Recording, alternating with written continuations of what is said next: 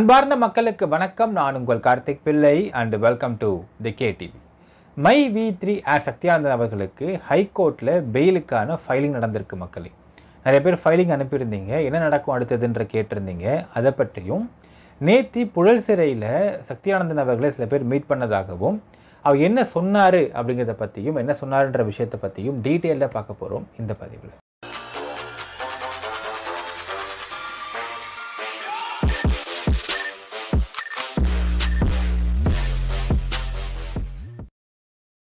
My V3 ads Sakthiyanandan அவர்களுக்கு ஹைகோர்ட்டில் எப்போ பெயில் போட போகிறாங்கன்னு கேட்டிருந்தீங்க. நம்ம தெளிவாக சொல்லியிருந்தோம் மக்களே, திங்கள் செவ்வாயில் இதை பற்றி ஃபைலிங் நடக்கும்னு சொல்லியிருந்தோம். அதற்கு ஏற்றாற் போலவே ஃபைலிங் அப்படிங்கிறது 23/7, அதாவது நேற்று வந்து ஃபைலிங் நடந்திருக்கிறது மக்களே. ஸோ ஃபைலிங் நம்பர் அப்படிங்கிறது வந்திருக்கிறது, நீங்கள் சைடில் பார்க்கலாம். இப்போது இதில் ரெண்டு விஷயம் நிறைய பேர் டவுட் கேட்டே இருந்தீங்க. சார் 420 IPC போட்டிருக்கிறாங்க, இது ஏன் போட்டிருக்காங்க அப்படின்ற கேட்டிங்க. அப்புறம் அடுத்து என்ன நடக்கும் சார் அப்படிங்கிறதையும் கேட்டிருக்கிறீங்க. ஃபஸ்ட்டு என்ன நடக்கும்ன்றதை ஃபஸ்ட்டு பார்த்துடலாம். இப்போ ஃபைலிங் ஆகிருக்கு. ஸோ இது வந்து CRL OPயாக வந்திருக்கு, கிரிமினல் OP. ரொம்ப டீட்டெயிலாக போக வேண்டாம். இதுக்கு இவருடைய ஏபியை விசாரித்த அவர் தமிழ்ச்செல்வி அவர்களுடைய பெஞ்சில் அந்த நீதிபதி பெஞ்சிலே வருதா இல்லை வேறு ஜட்ஜுக்கு வராங்களான்றதை பொறுத்திருந்து பார்க்க வேண்டும் மக்களே. இப்போ ஃபைலிங் அப்படிங்கிறது டிஸ்பிளே ஆகுது அப்படின்னால் நாளைக்கு நைட்டு சப்போஸ் வெள்ளிக்கிழமை இதுக்கு காஸ்ட் லிஸ்ட் போடுறாங்க அப்படின்னால், வெள்ளிக்கிழமை அட்மிஷனுக்கான டேட் போடுறாங்க அப்படின்னால் நாளைக்கு நைட்டு 8:30 மணிக்கு மேலே தான் இதற்கான காஸ்ட் லிஸ்ட் வெளியாகும். ஸோ வெளியானால் கண்டிப்பாக நான் உங்களுக்கு சொல்கிற மக்களே. ஸோ அநேகமாக வெள்ளிக்கிழமை அன்னைக்கு இது வந்து அட்மிஷனுக்கு கோர்ட்டு ஹியரிங்க்கு வரலாம். அப்போ தான் இது யார் ஜட்ஜு வராங்கன்ற நமக்கு தெரிய வரும். இது தமிழ்ச்செல்வி ஜஸ்டிஸே வராங்களா இல்லை வேற ஒருத்தவங்க மாறாங்கன்ற தெரிய வரும் மக்களே. ரெண்டாவது விஷயம், சார் 420 IPC போட்டிருக்கிறாங்க அப்படின்னு நிறைய பேர் சொல்லியிருந்தீங்க.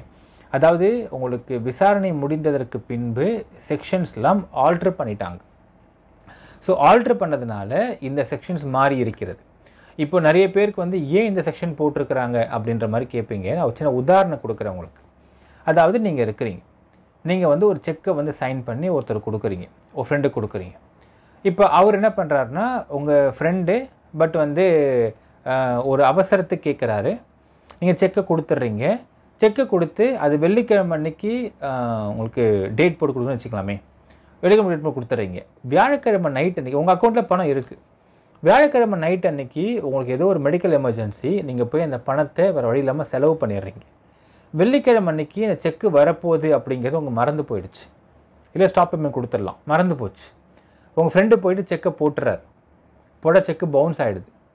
ஸோ திங்கக்கிழமை அன்றைக்கி சொல்கிறாரு செக்கு பவுன்ஸுன்னு சொல்கிறாரு. அவருக்கு ரொம்ப அர்ஜென்ட்டாக காசு தேவைப்பட்டிருக்கு சனிக்கிழமை அன்றைக்கி, உதாரணத்துக்கு வச்சுக்கலாம். ஸோ வெள்ளிக்கிழமை அன்றைக்கி அவர் செக்கு போட செக்கு பவுன்ஸ் ஆகுது. உங்களுக்கு சொல்கிறாரு நீங்கள் வந்து ரெஸ்பாண்ட் பண்ண முடியல, உங்களுடைய மெடிக்கல் பிரச்சனையில் நீங்கள் பிஸியாக இருந்துடுறீங்க, எடுக்க முடியல, உங்களுக்கு கோவப்பட்டுறாரு, சண்டை வந்துடுதுன்னு வச்சுக்கோங்க மக்கள். உதாரணத்துக்கு சொல்கிறேன். இப்போ அந்த நபர் போயிட்டு சப்போஸ் இந்த செக் பவுன்ஸ் அப்படிங்கிற விஷயத்தை போய் அவர் கோர்ட்டில் கொடுத்தாரு, ஒரு கோர்ட்டில் கேஸ் ஃபைல் பண்ணார்னால் உங்கள் மீது 420 IPC சீட்டிங் கேஸ் போடுவாங்க.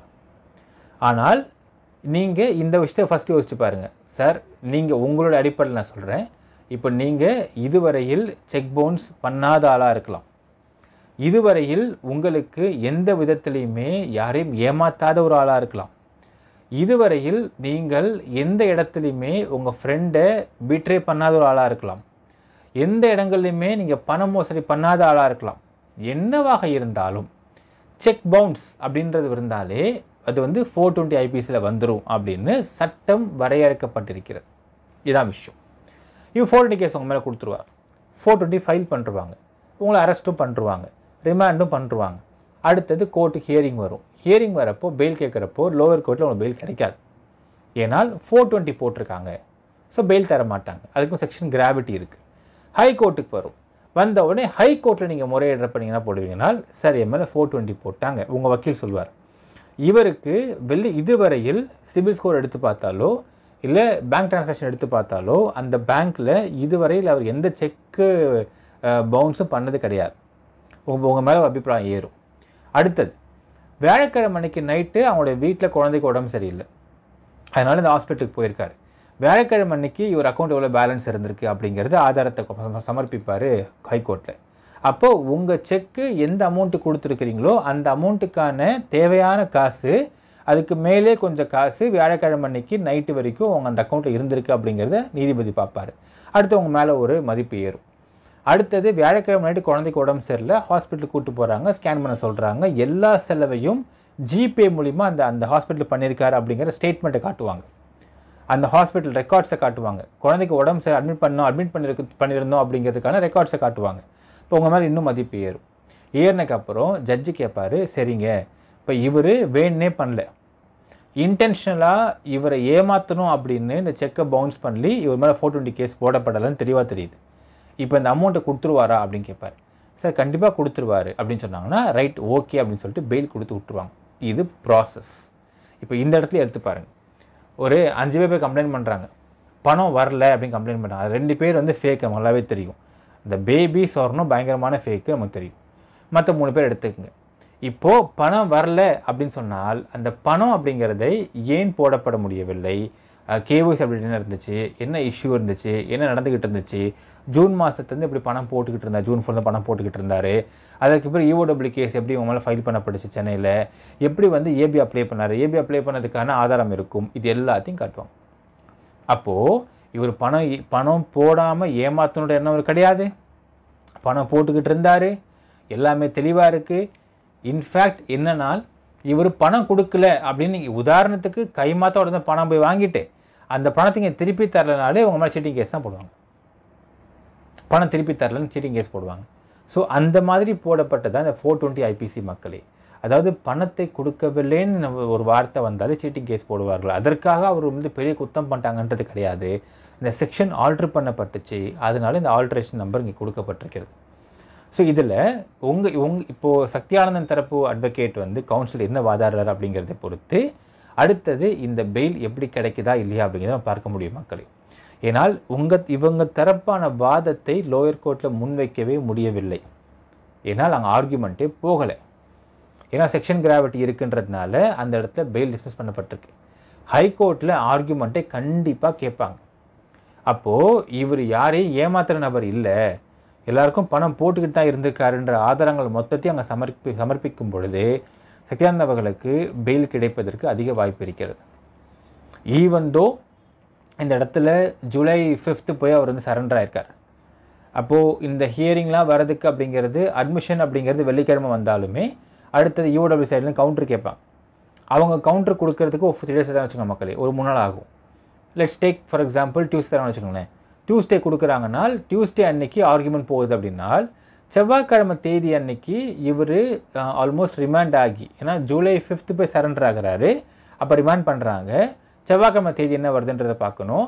அந்த தேதி அன்னைக்கு இவர் கிட்டத்தட்ட ஒரு 20 நாள் வரைக்கும் இவர் வந்து ஜெயிலில் இருந்திருக்காரு அப்படிங்கிறது பாதிக்கும் கிட்ட செக்ஷன் கிராவிட்டி கவர் பண்ணியிருந்தாலும் ஹைகோர்ட் நினைத்தால் நிச்சயமாக பெயில் கொடுக்க முடியும் மக்களே. நம்ம வெயிட் பண்ணி தான் பார்க்க வேண்டும் இந்த இடத்துல. ஸோ இதுதான் அடுத்து நடக்க போகிற விஷயங்களாக இருக்கும் மக்களே.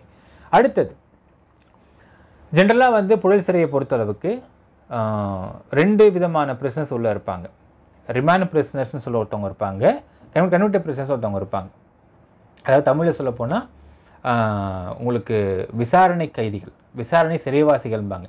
In fact we should not say கைதிகள், அங்கே சட்டப்படி விசாரணை சிறைவாசிகள், இன்னொரு பக்கம் தண்டனை சிறைவாசிகள்பாங்க.